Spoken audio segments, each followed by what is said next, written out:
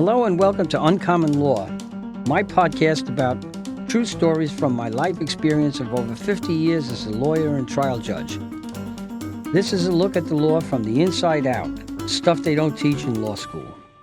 This is Judge Rudy Greco, retired Justice of the New York State Supreme Court. Johnny, also known as the Heat, was a 140-pound pro boxer from New York City of Irish and Italian ethnicity, known in New York City streets as a Mick Whopper. He got his name the Heat, which derived from his relentless, high-pressure attacking style. He was a throwback. He would always be very aggressive and go right at his opponent. A throwback to prior generations of a couple of great New York fighters, one of which was Mickey Walker, the toy bulldog, who was a high liver and a crazy guy, real partier like Johnny. And he had a manager who was just as crazy as he was, Doc Kearns. And the other guy was, Johnny was very much like in style, was Rocky Graziano. And Johnny would come right at you and try to back you up. And he never took a backward step. And if you did, you were cooked. He was a master of the me and you boxing style. And all boxing matches and for that matter, all athletic contests are basically conducted on three levels, and whether even a tennis match for that matter. The first one is the physical, and if one person is physically superior, bigger, stronger, or in better condition than the other, markedly so, that person probably going to prevail. But if both things were even on that count, on the physical count, then the next thing that mattered was the mental or the strategic aspect of the contest. And who was the man with a plan? Who, in boxing, you call it ring generalship. Who could make the other guy fight his fight and not their fight, the opponent's style of fighting, and throw them off their game. And finally, if both things were strategically or mentally equal, then the fight would be decided on a psychological level. It would become a contest of wills. And who wants it? This is me and you. Who's going to be the boss, me or you? This is between us. And a good example of that was, of course, the Muhammad Ali-Joe Frazier contest, where they were totally evenly matched, and even though they had different styles, and it came down to a contest of wills. And Johnny was very, very good at that. He didn't have much willpower outside the ring, but inside the ring, he had terrific willpower. They say there's a cover for every pot, and Johnny's pot was covered by his manager, Frank, who was a Sicilian immigrant. And he was a manager like Doc Kearns. He was as wild outside the ring as Johnny was in every respect. They were a perfect match. Nobody ever told Frank, you're not supposed to run around with a gun in your waistband, but he did.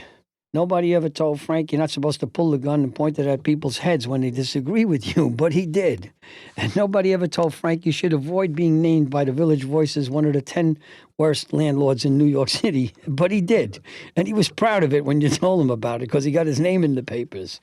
But he may not have been the most wonderful human being, but he was certainly a colorful character. And he was, by the way, an excellent businessman and a good manager for Johnny. And boxing is a business. And like all businesses, the object is to make the most amount of money with the least amount of risk. And all boxing managers have a delicate task. What you have to do is to nurture your fighter's career and keep upping the demands that you make on the fighter without overwhelming him. And how you do that is you get opponents for the fighter who can't beat him. Nobody fixes fights. The boxing managers, most of them have good fighters. They hire an agent to go out and find suitable opponents. And that opponent that's most suitable is the guy that's not going to win, but is going to tax your fighter and stand there and make a decent fight of it, but never have enough to actually overcome your fighter. And hopefully raise your fighter's skill level and the demands on your fighter so that he has to call on more resources. And you do this gradually so that the fighter doesn't lose a fight in the process, and you build up a winning record, and that translates into money. And at the end of the process, hopefully you have a world-class competitor that can fight successfully for boxing titles. And Frank did a very, very good job with that. He gradually upgraded Johnny's opponents and the length of his fights from 4 rounds to 6-round fights to 8-round fights to 10-round main events. And he got the right opponents, and Johnny overcame these opponents and did very, very well. All of this led or culminated in a title opportunity. Johnny got a title fight in Chicago. It was going to be on national television, and It turns out that title fight was a premature proposition for Johnny. He really wasn't ready to fight for the title, although it looked like he was. He really wasn't.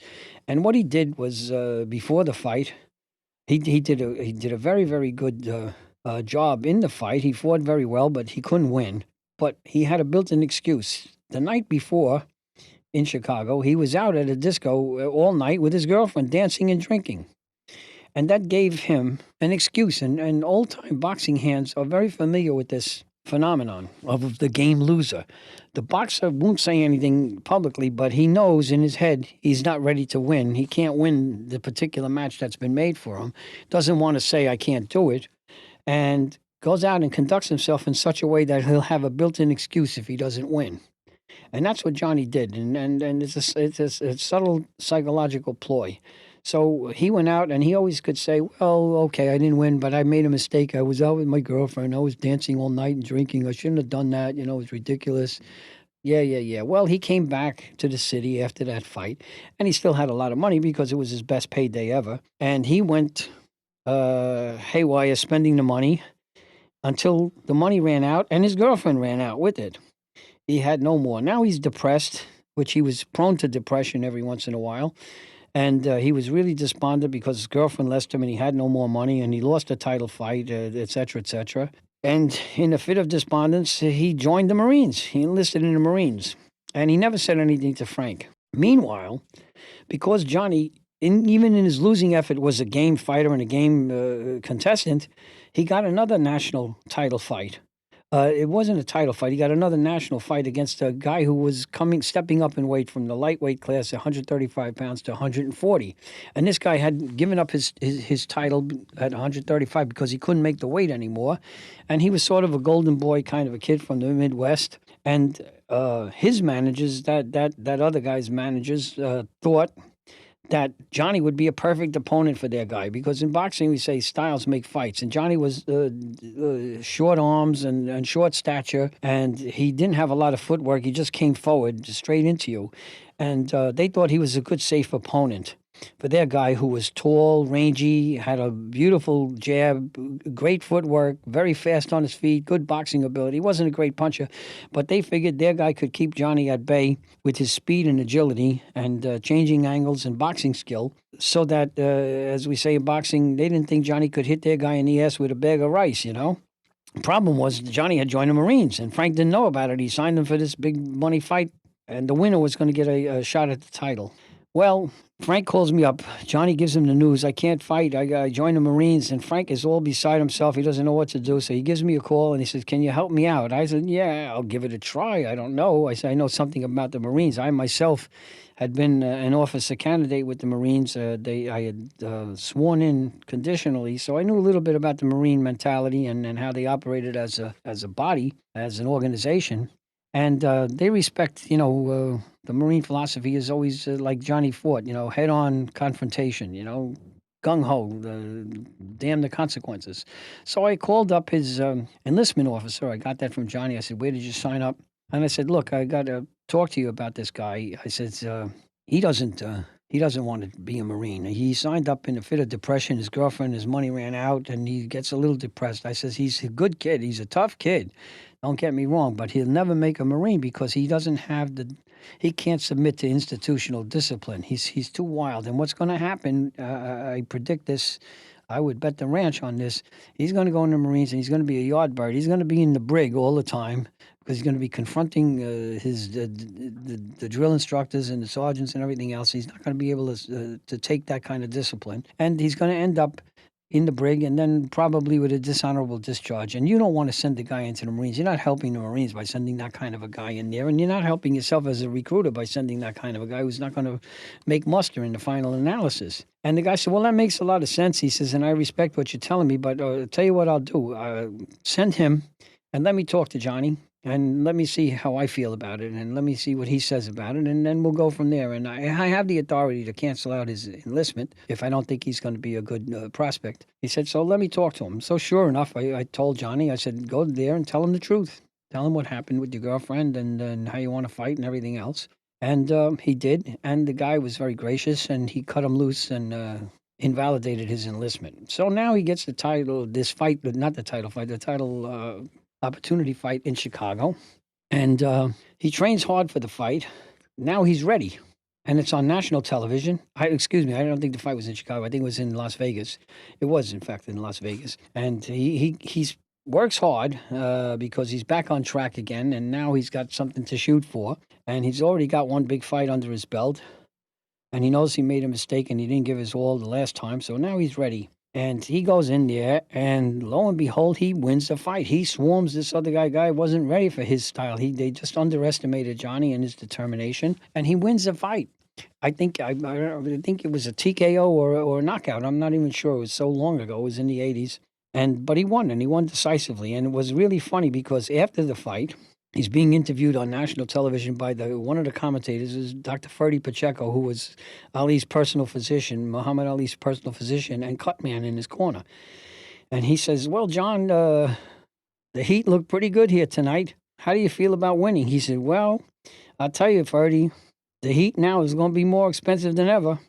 He said, "What do you mean?" He says, "Well, from now on, we're going to have electric heat, and that's going to cost the promoters more money. They're going to have to pay me a lot more." Well, Johnny went on, and he won that night with that remark and his personality. He won, thousands of fans across the country with his jaunty personality. And but success is hard to handle. He went back, and he had all this money now from another big purse. And, failure, Shakespeare knew that success was hard to handle. He wrote a lot of plays and stories about people who had trouble with success. There's always a lot of pressure on people to be successful. And if you're a boxing champion, then it's, what have you done for me lately? All right, you won the last fight. What about the next one? Are you going to do this and that? And it's high-pressure stuff. It's hard to win the second one and the third one and the fourth one when everybody knows how good you are and they come gunning for you anyway. Well, failure, on the other hand, is very comfortable. Most people fail most of the time in their lives, and they may have some criticism up front at the beginning, but for the most part, they accept it because that's what happens to most people most of the time, and it's a comfortable thing. And Johnny, he fell apart under the pressure of his success, with the fame and notoriety and the expectations that were on his shoulders. And he had big appetites. His big appetites included appetite for women, booze, drugs, food, anything, good times, anything you name it, Johnny had an appetite for it, and it wasn't so good. And he fell apart, and his career fell apart.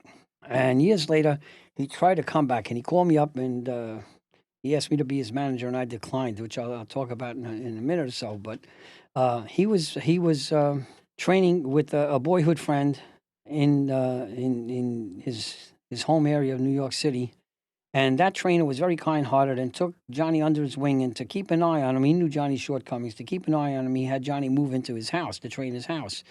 Well, that was good until the nighttime. And on a good night, Johnny would get up in the middle of the night, raid the refrigerator, and melt all the, in true Heat fashion, he would melt all the ice cream in sight. He would eat everything, consume it all, and as well as everything else. And on his bad nights, would last perhaps 3 or 4 nights. He would be gone, sneak out of the house and be gone. And the trainer would go looking for him around the area in the neighborhood and sometimes find him sleeping in an alley or a doorway. Once he found him on a park bench reading the Bible, pretty much not even knowing where the hell he was. And the whole thing didn't work. He wanted me to manage, as I said, he wanted me to manage his career. And I told him, "John, I can't do that because it's not going to be good. You're going to be used. You got a good name, and they're going to use you as an opponent, and basically going to use you as a high-paid punching bag. You'll make some money, but you'll suffer a lot of damage. You don't want to do that." So thankfully, he took my advice, and he went off and subsequently joined the Merchant Marine. And he was working as a seaman. He was working some odd jobs in construction, and they didn't pay a lot. He was a laborer. He had no real education or anything else, and all he could do was really box pretty well, and he had no real skills. So he joined the Merchant Marine, and he was working as a merchant seaman. And the trainer called me up a couple of years later. He said, "Johnny's in trouble. He's in the Merchant Marine, and they're charging him either with murder or manslaughter or something. He got in a fight on the ship, and he killed a guy." He says, I gave the U.S. attorney your name as a reference. He wants to talk to you." I said, "Okay." And I did get a phone call from the U.S. attorney from Newark, New Jersey, who was handling, that was the ship's home port, so they had jurisdiction. And he said, "What can you tell me about Johnny? He got in a fight, and he hit this guy. is all I know. And the guy, I think he knocked him out, and the guy hit the deck and fell and hit his head, fell backwards on a bulkhead, on a steel bulkhead, and he died instantly. He said, "What do you know about Johnny? Is he violent? Is he that kind of a person?" I said, "Not at all." I said, "Johnny is the sweetest. He's his own worst enemy, but he's not a violent person. He can box."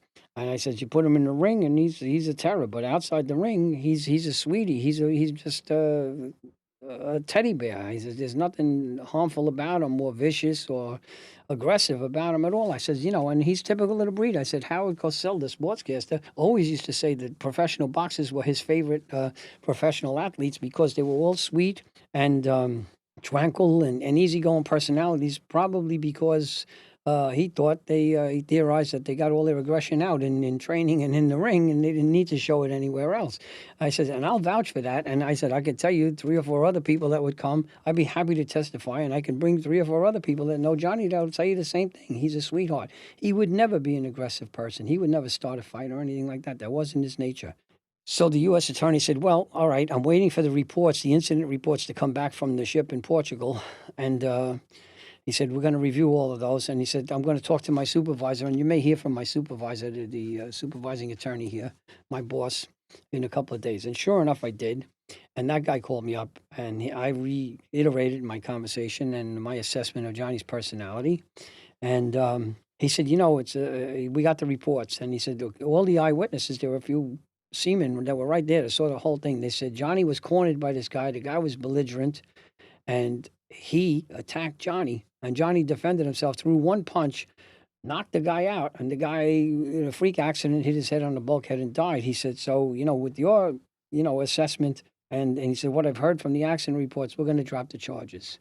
And the windup is they did drop the charges. And I never heard from Johnny or Frankie, the 2 characters, colorful boxing characters, just 2 more colorful boxing characters that faded off into the sunset of boxing history. And so be it. Thanks for listening. Come back next week for another episode of Uncommon Law, Lessons They Don't Teach in Law School. I'm Judge Rudy Greco. Court is adjourned.